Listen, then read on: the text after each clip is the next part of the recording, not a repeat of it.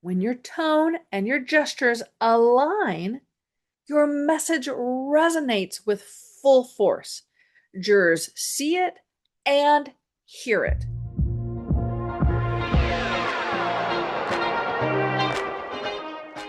Welcome to the Foster Your Voice podcast with me, Kristi Foster.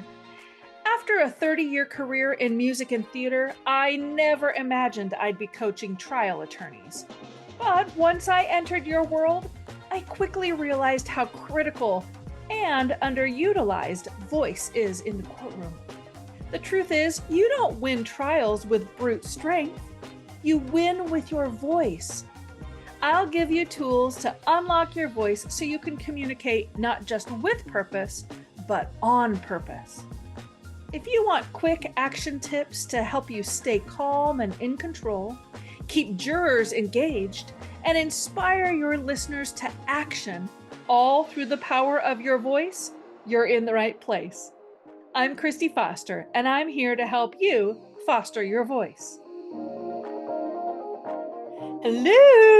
Hello, Foster fam. Hey, welcome back to today's episode. I'll be talking about talking with your hands, the benefits and the pitfalls of gesturing.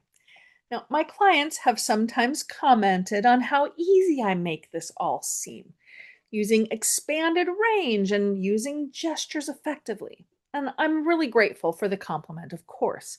But it's the result of practice. I don't come by it naturally. Nobody does.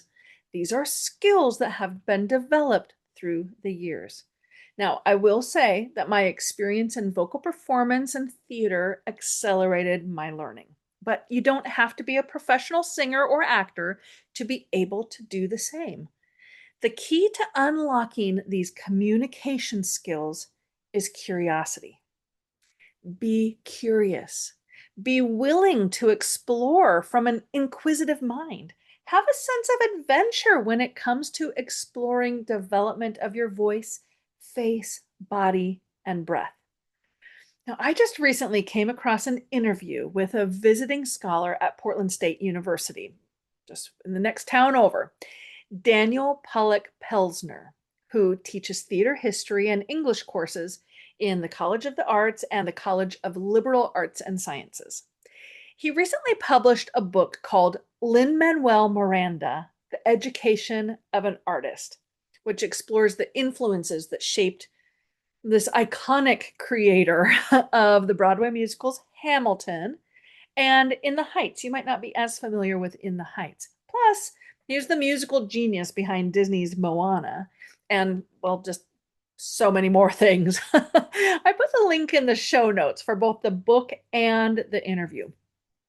But in the book, Pollock Pelsner explores the idea that the artist, Lin-Manuel Miranda in this case, isn't a quote unquote born genius, but rather a tireless, relentlessly curious creator and empathetic collaborator who has never shrunk from an opportunity to experiment, fail, and learn. Oh, what a great thing to be said about a person. There are some really interesting and impactful phrases in that description. First, the idea that you're not born genius. Genius is the result of cultivating skills and intentional work. Second, I love the phrase relentlessly curious. It really establishes curiosity as the breeding ground for growth. Next, he refers to him as an empathetic collaborator. Oh, that you would approach the jury with the same perspective, being empathetic to where they're coming from and then collaborating with them. It's beautiful. And finally, that he has never shrunk from an opportunity to experiment, fail, and learn. I honestly can't say that about myself. I have often shrunk, especially in my younger years, and especially when I wasn't certain that I would be successful. But there's something really magical that happens when you can approach creativity and courtroom communication with the sense of wonder. Being willing to just try something new, to test out your new voice and be curious about its impact, to adjust and try again. I hope you check out the interview and the book. Like I said, it's in the show notes, but I invite you to start today by increasing your capacity for curiosity. Start wondering about things. Just cultivate and nurture your inquisitive mind. And I'll do the same. Hey, real quick, if your jurors look confused when you say liability, standard of care, or damages, they're not tuning out because they don't care. They're tuning out because they don't speak law. I've put together a free guide called Top 20 Legal Terms to Avoid and What to Say Instead. It'll help you simplify your language without losing credibility, so your message actually lands.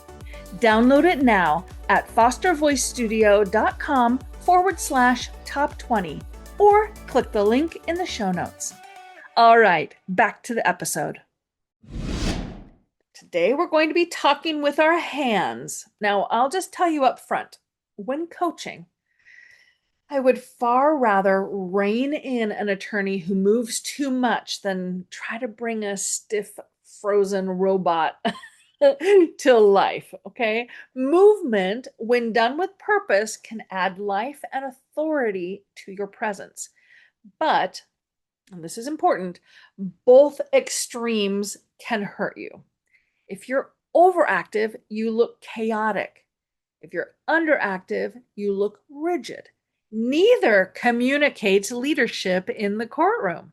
So let's talk about how your hands communicate, why jurors are constantly reading them, and how you can use them intentionally to reinforce your message instead of undermining it. What most people don't realize is that your hands communicate almost as much as your words do. Psychologists call gestures co-speech gestures. They're part of the same communication system as your voice. Research shows that gestures actually help listeners process and remember information. In fact, the brain doesn't separate words from gestures. It fuses them into one message. That's why purposeful gestures can reinforce your message and make it easier for jurors to understand. But random, disconnected gestures, well, they compete with your words, forcing jurors to split their attention. And when that happens, retention drops. So let's start with the good news, okay? Your gestures can be one of your strongest tools in court. Quick, sharp movements signal urgency, excitement, or even anxiety. Used strategically, they're perfect for highlighting key points, pressing in, drawing attention to a timeline of events or the moment of a defendant's choice. Slower, deliberate gestures communicate thoughtfulness and control. They give jurors time to follow your reasoning and mirror the cadence of reflective thinking. When your gestures match your words, you're adding layers of meaning. You're locking in your message. You're giving jurors multiple channels, auditory and visual, through which to absorb your point. But here's where trouble comes in. When your hands are moving just for the sake of moving. A lot of attorneys fall into this trap. You might think you're creating energy, coming across as lively, approachable, personable. But if your hands are active with no connection to what you're saying, it backfires. Why? Because each gesture is another piece of information jurors have to process. And if your words say one thing, but your hands say another, or nothing at all, they're forced to reconcile the mismatch. That sends them down this mental rabbit hole of, wait, what does that mean? Why did they do that? Meanwhile, you continue talking and moving forward, and now they've missed it. You've lost them. This is not a question of style. It's a question of cognitive load. Jurors only have so much working memory to process what you say. If you burn it up with mismatched or distracting gestures, there's less capacity left for your actual case. So, what's the fix? Be strategic. Do I sound like a broken record? It's all about strategy and communicating on purpose. Match your gestures to your message. Reinforce your point. Don't distract from it. If you're showing sequences, use your hands to mark first, second, and third. If you're talking about size, show the scale with your hands. If you're emphasizing weight, push downward with your palms. And to really level up, pair gestures with tone. Slow gestures and a calm voice de-escalate. They produce stability and safety. It's perfect when jurors need reassurance and when emotions in the room are high. Faster gestures, louder tone equals urgency, passion, and momentum. Perfect for when you're driving home a point, highlighting injustice, or highlighting another key point. When your tone and your gestures align, your message resonates with full force. Jurors see it and hear it.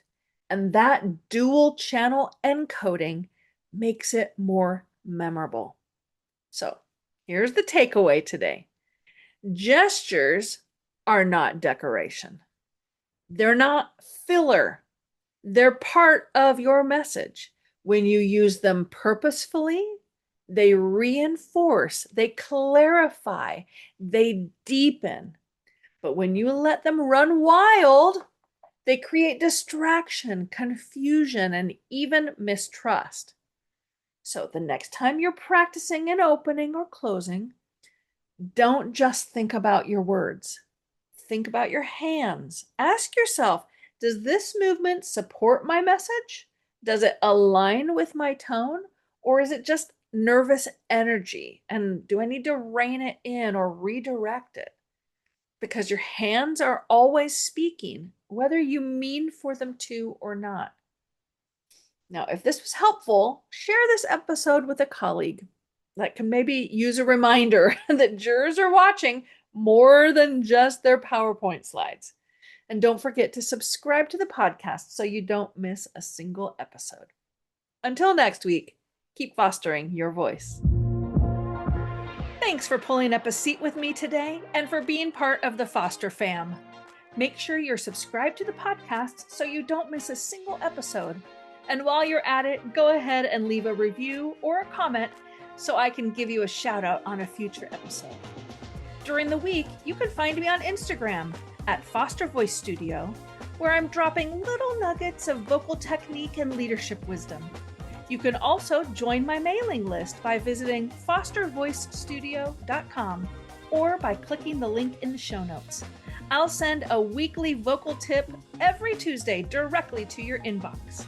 Until then, keep fostering your voice.